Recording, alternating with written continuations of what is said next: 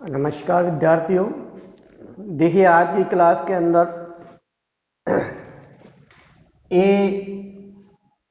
नियम कौन कौन कौन नियम को अब अपन सिद्ध करेंगे। सिद्ध कीजिए कि यदि किसी त्रिभुज की तीनों कोण बराबर हैं तो वह त्रिभुज समरूप होता है। तो देखिए एक त्रिभुज है बेटा, ये A B C, A B C. दूसरा त्रिभुज है D E F, D E F. यदि ये कोण इसके बराबर है, ये कोण इसके बराबर है, ये कोण इसके बराबर है, तो सिद्ध कीजिए ये दोनों त्रिभुज हैं समरूप होंगे। तो दिया है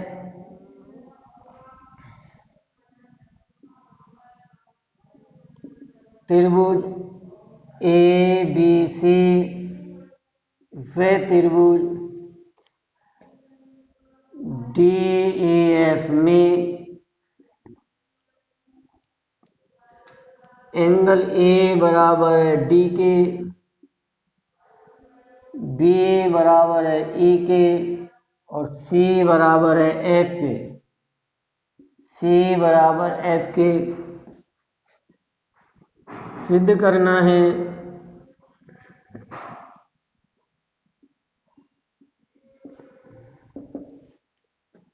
त्रिभुज ए बी सी समरूप है त्रिभुज डी ए एफ के।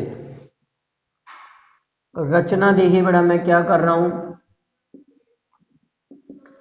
जितनी रेखा ए बी है इतनी मैं यहां पर काट रहा हूं, जितनी ए सी है इतनी मैं ये ई एफ, जितनी डी ए बी रेखा है इतनी मैंने डी पी ली और ए सी है इतना मैंने डी क्यू ली और इसे यहां से मिला दिया। ए बी बराबर डी पी व ए सी बराबर डी क्यू ली।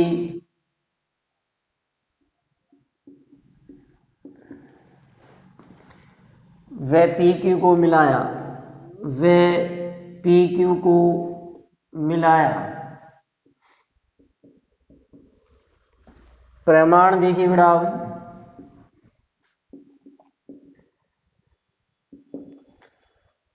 त्रिभुज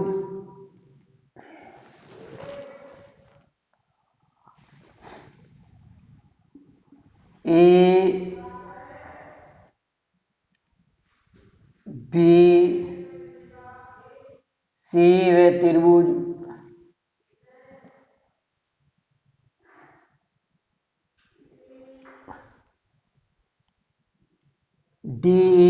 डी पी क्यू में, डी पी क्यू में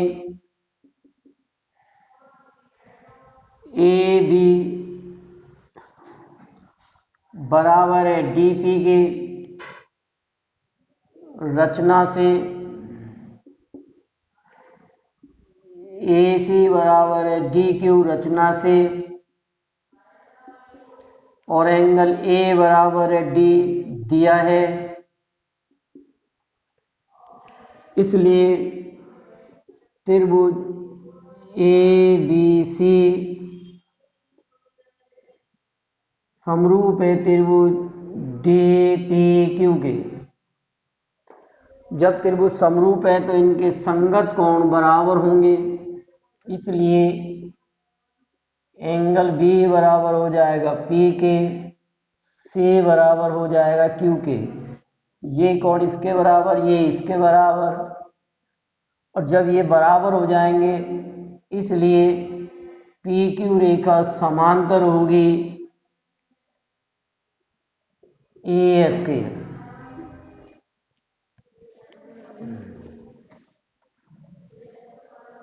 क्योंकि एंगल बी बराबर दिया है ई के, सी बराबर दिया है एफ के, इसलिए एंगल पी बराबर ए, क्यू बराबर एफ, ये कोण इसके बराबर हो, ये इसके बराबर हो गया, इसलिए पी क्यू रेखा समांतर होगी ए एफ के। और जब ये रेखाएं समांतर होंगी तो देखिए अपन जानते हैं जब ये समांतर हैं तो ये जो त्रिभुज है ये है डी पी क्यू, इसकी ये भुजा डी पी समानुपाती हो बड़े की डी बराबर डी क्यू बटा डी एफ। और डीपी देखिए बेटा, डीपी रचना से मैंने किसके बराबर माना है, ए बी के, तो डीपी की जगह ए बी रख दीजिए। इधर डी क्यू मैंने रचना से माना है ए सी के, तो ए सी बटा डी एफ।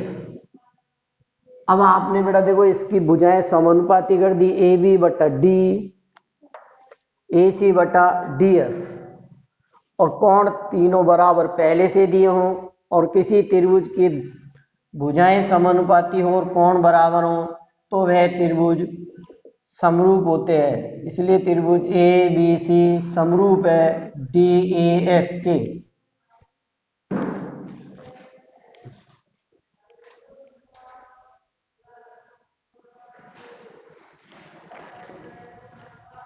देखिए बेटा नेक्स्ट क्वेश्चन, एस नियम। एस नियम, यदि किसी त्रिभुज के अंदर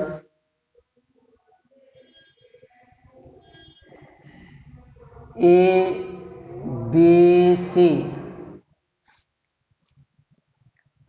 और ये एक त्रिभुज है डी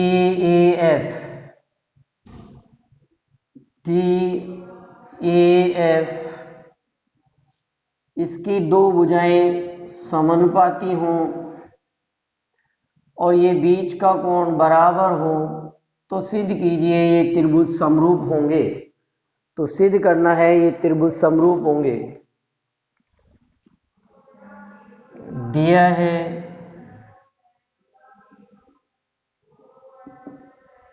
त्रिभुज ए बी सी व त्रिभुज डी ए एफ में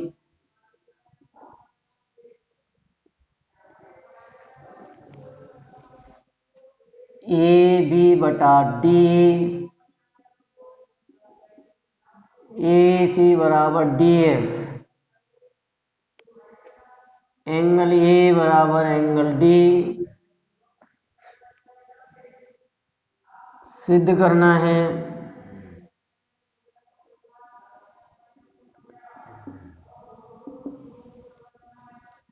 त्रिभुज ए बी सी समरूप है त्रिभुज डी ए एफ के।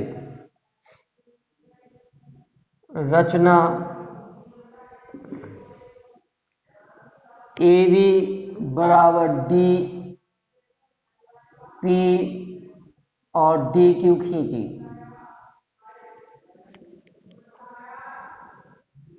ए बी बराबर डी पी व ए सी बराबर डी क्यू खींची, पी क्यू को मिलाया।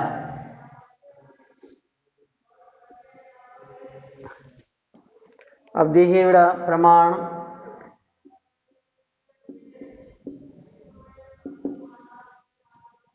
त्रिभुज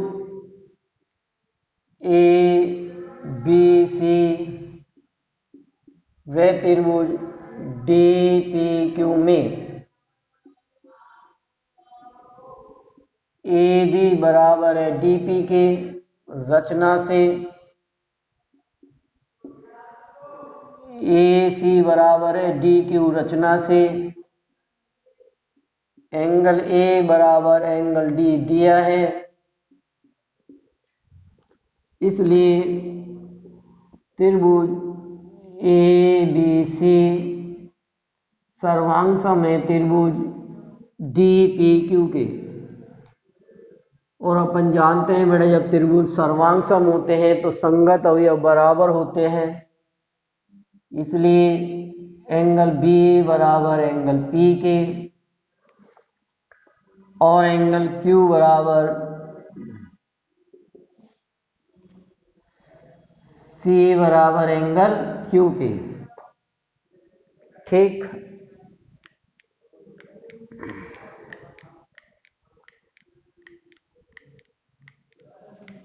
तो एंगल बी बराबर सी के क्यू बराबर ई के। साथ में बेटा अपन को दिया हुआ है ए बी बटा डी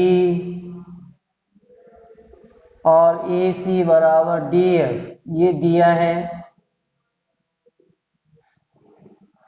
रचना से अपन ने बेटा ए बी किसके बराबर माना है, डी पी के। डी पी बटा डी बराबर ए सी अपन रचना से डी क्यू के बराबर माना है, डी क्यू बराबर डी एफ। अब आपने देखो ये छोटा त्रिभुज और ये बड़ा त्रिभुज के अंदर ये सिद्ध कर दिया, ये भुजा बटा ये भुजा बटा ये, इसलिए रेखा पी क्यू समांतर होगी ए एफ के